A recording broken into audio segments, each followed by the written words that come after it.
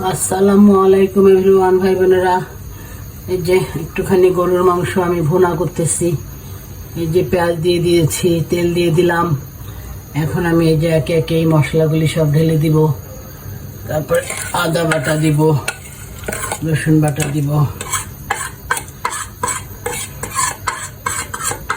এখানে সব মাংসের মশলা আছে, হলুদ, লবণ, ধনিয়ার গুঁড়া, জিরার গুঁড়া, তারপরে গরম মশলার গুঁড়া।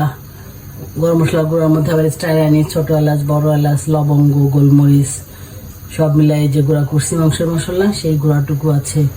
জিরার গুঁড়া, তেজপাতা, আবার গোটা ছোটো এলাচ, বড় এলাচ, দারুচিনি সব আছে। সবগুলি আমি ঢেলে দিলাম। এখন আমি আদা আর রসুন পেস্ট দিচ্ছি।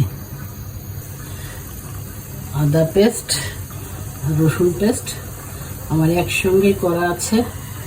2 চামচ পরিমাণ দিয়ে দিলাম। বাস, এখন একটু আমি এগুলো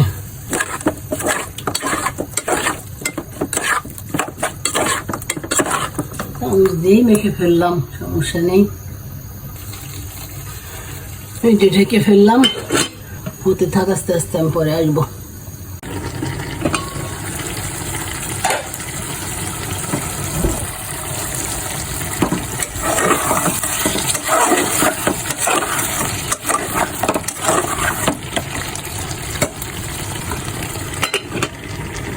তরকারিটা প্রায় হওয়ার পথে, আমি কিছুক্ষণ পর আবার আসছি।